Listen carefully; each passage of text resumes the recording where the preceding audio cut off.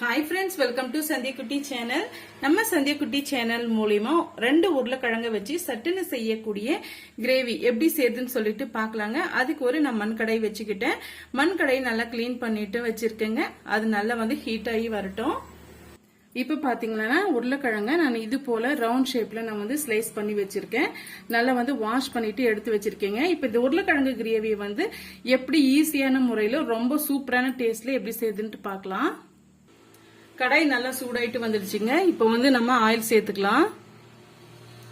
நான் 1 குழிக்கரண்டி அளவுக்கு கடலை எண்ணெய் சேர்த்துக்கிட்டேன். இப்ப பாருங்க ஆயில் நல்லா சூடாயிட்டு வந்துடுச்சு. ஒரு 1/2 டீஸ்பூன் அளவுக்கு கடுகு சேர்த்துக்கலாம்.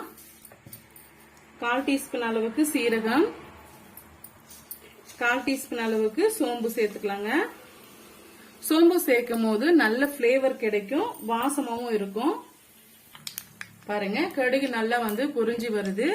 இந்த ஸ்டேஜ்ல நம்ம 2 மீடியம் சைஸ் வெங்காயம் எடுத்து நீல வாக்குல ஸ்லைஸ் பண்ணி வச்சிருக்கேன், சேர்த்துக்கலாம். இப்ப இது கூடவே 6-7 வெள்ளை பூண்டு நசுக்கி வச்சிருக்கேங்க. தோல் உரிச்சிட்டு நசுக்கலாம், அப்படியே டைரக்டாவும் நசுக்கலாம். 2 கொத்து கருவேப்பிலை. இப்ப இந்த வெங்காயம் வெள்ளை பூண்டு நல்லா வதங்கட்டும். சீக்கிரமா நம்ம வதங்கறதுக்காக உப்பு சேர்த்துக்கலாம். நான் கிரேவிக்கு தேவையான அளவுக்கு நான் உப்பு சேர்த்துக்கிறேங்க. நீங்க பார்த்துட்டு சேர்த்துக்குங்க. 1 டீஸ்பூன் அளவுக்கு கல் உப்பு சேர்த்துக்கிறேன். கல் உப்பு சேர்த்து வதக்கும் போது சட்டுன்னு வெங்காயம் வதங்கி வந்துடும். இப்ப நம்ம வதக்கி விட்டுக்கலாம். ஓரளவுக்கு வதங்கி வரட்டும். சிம்பிளா செய்யக்கூடிய கிரேவி தாங்க, ஆனா டேஸ்ட் ரொம்பவே நல்லா இருக்குங்க. இது சாதம், சப்பாத்தி, தோசை எல்லாத்துக்குமே நல்லா இருக்கும். நல்லா வதங்கி வரட்டும். பாருங்க நம்ம சேர்த்திருக்க வெங்காயம் வெள்ளை பூண்டு நல்லாவே வதங்கி வந்துருச்சு. இப்ப நம்ம கட் பண்ணி வச்சிருக்கேன் பெரிய சைஸ் தக்காளி பழம் 2 எடுத்து வச்சிருக்கேன், ஸ்லைஸ் பண்ணி சேர்த்துக்கலாம். சேர்த்துட்டு இதையுமே நல்லா வதக்கி விட்டுக்கலாங்க. எந்த அளவுக்கு தக்காளி பழம் நல்லா மசிஞ்சு வருதோ அந்த அளவுக்கு டேஸ்ட் நமக்கு நல்லா கூடுதலா கிடைக்கும்.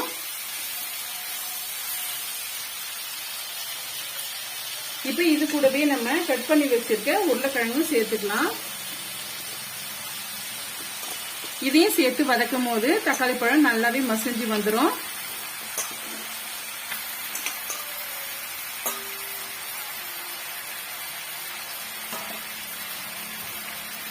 இப்ப இது ஓரளவுக்கு நல்லா வதங்கி வரட்டுங்க. பிறகு நம்ம இதுக்கு தேவையான ஸ்பைசஸ் எல்லாம் சேர்த்துக்கலாம்.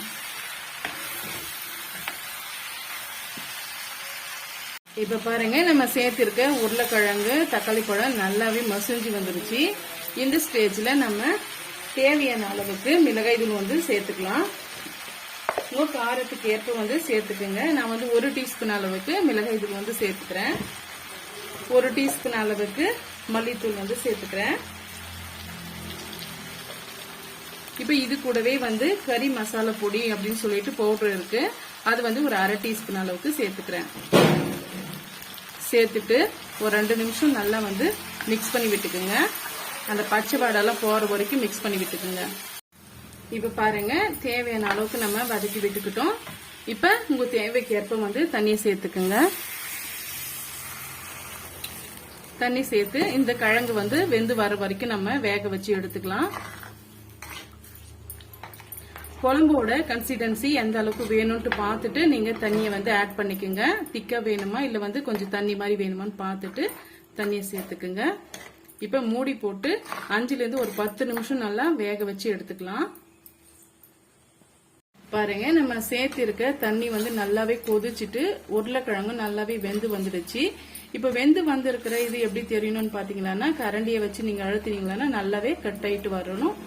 இப்ப நல்லா வெந்து வந்துடுச்சு நம்ம கிரேவி. இப்ப இதுக்கு தேவையான அளவுக்கு நம்ம கொத்தமல்லியிலேயே போட்டு சர்வ் பண்ணிக்கலாம். ரொம்பவே டேஸ்டியா இருக்குங்க. நீங்க சாதத்தோட பிசைஞ்சு சாப்பிடும் போதும் சப்பாத்தியோட ரோலா நீங்க பண்ணி சாப்பிடும் போது ரொம்பவே அட்டகாசமா இருக்கும்.